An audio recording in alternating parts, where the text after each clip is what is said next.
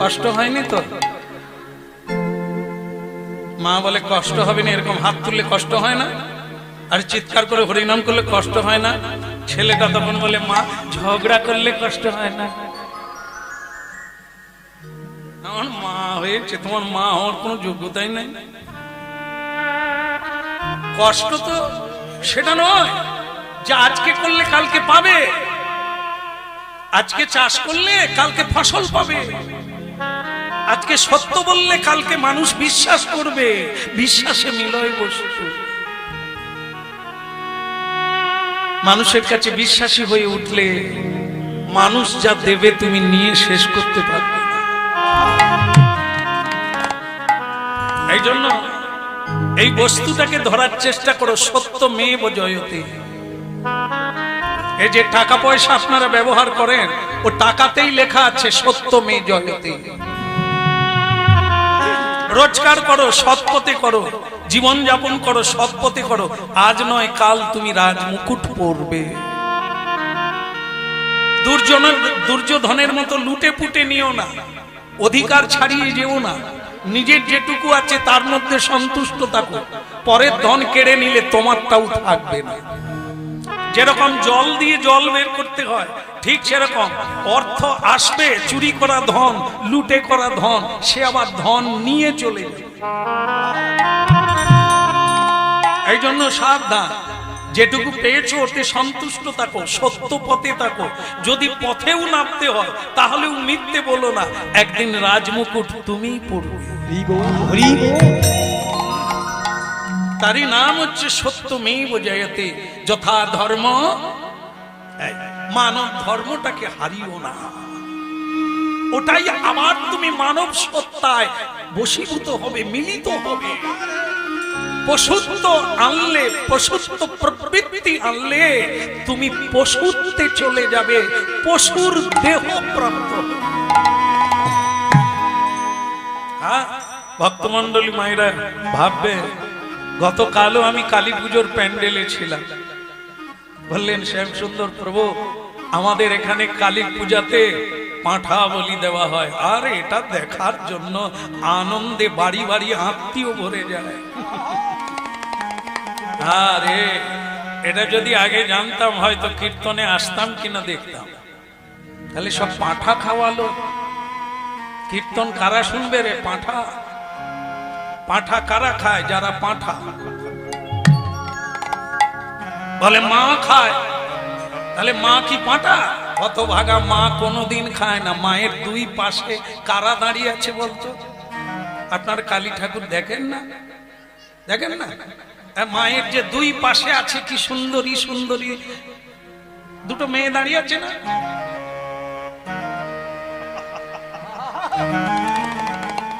এই হাড্ডি হাড্ডি হাড্ডি হাড্ডি নিয়ে দাঁড়িয়ে আছে।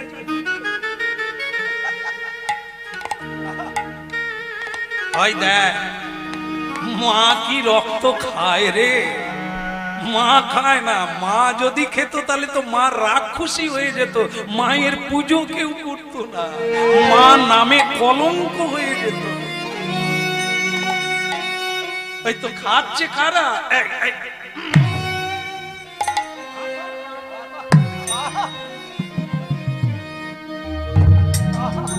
দুপাশে এরকম হাজার হাজার চেড়ি আছে, এদের নাম ডাকিনী, যোগিনী, শঙ্খিনী, রঙ্গিনী।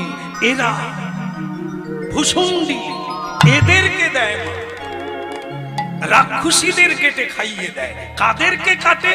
যাদের ভেতরে অসুর প্রবৃত্তি। ও যে কেউ, আপনার আমাদের মধ্যেই দেবতা আছে আর অসুর প্রবৃত্তি আছে। অসুরের প্রভাব যখন বেড়ে যায় সে তখন মা মানে না, বোন মানে না, তার অসুর প্রবৃত্তির দ্বারা সে ছাগলের ব্যবহার করে আর তাকেই বলি দেয়। ছাগ বলি দিতে দেওয়ার কথা শাস্ত্রে লেখা আছে, পাঁঠা বলি নয়। পাঁঠা তো তুমি, তোমার ভেতরে যে ষড়রিপু, যার দ্বারা তুমি ছাগলের ব্যবহার করছো, তাকে বলি দিতে বলা হয়। রিপুর রূপী ছাগ বলি, নিজেকে বলি দাও। আর তুমি কুপথে যাবে না। তার নাম মাতৃ আরাধনা। আর আমরা যে পূজাটা করি সেটা কার আরাধনা আপনারাই অনুভব করবেন। এই জন্য পূজা করে আরো অসুর প্রবৃত্তি বৃদ্ধি হচ্ছে।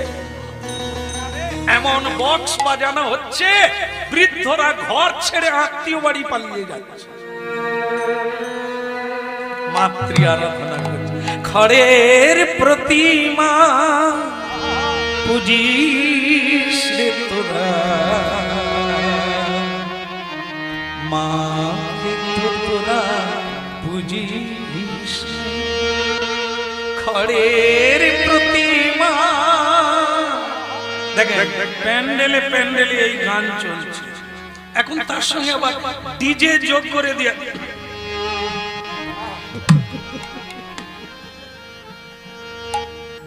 আমাকে একটা ছেলে বলে একটু নাচবে না, শুন না।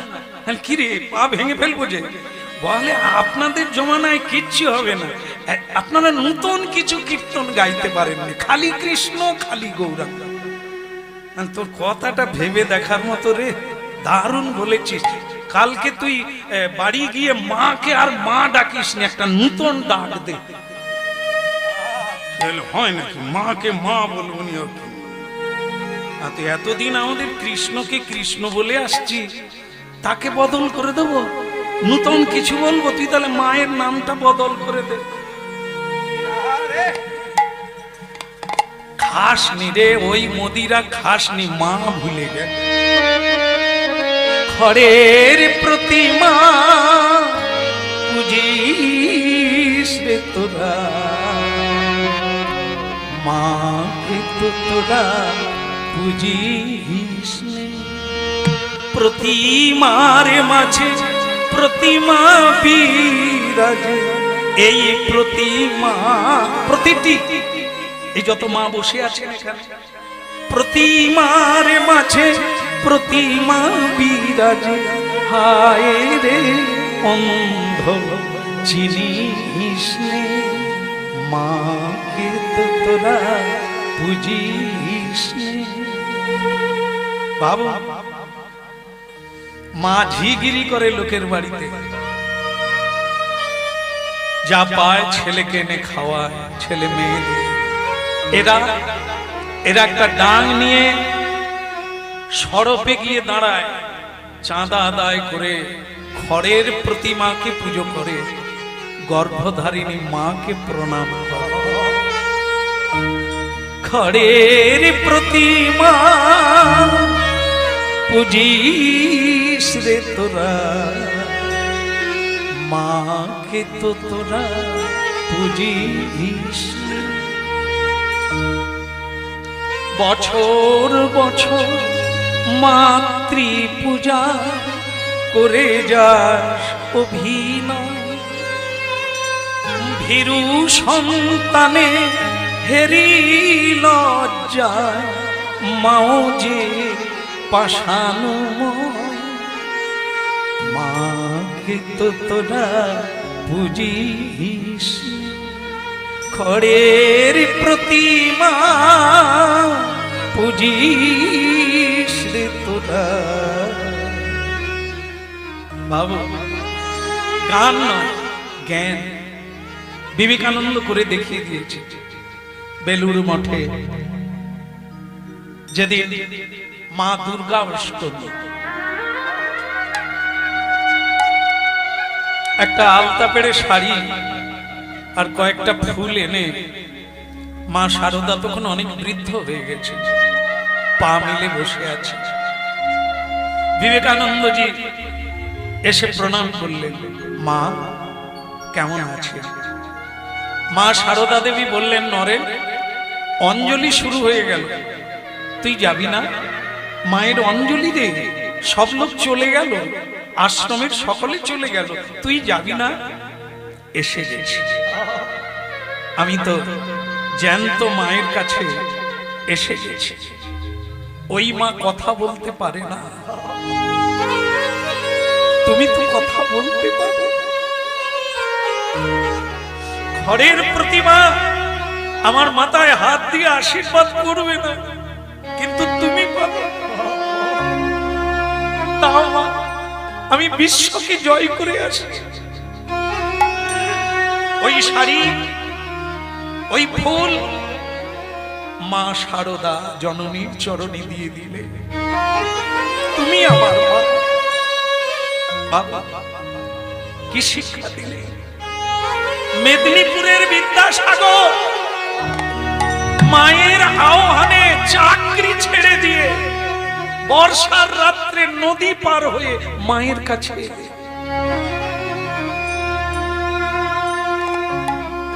যতদিন না মায়ের আদর হবে, মায়ের পূজা হবে, ততদিন খড়ের প্রতিমার কোনো।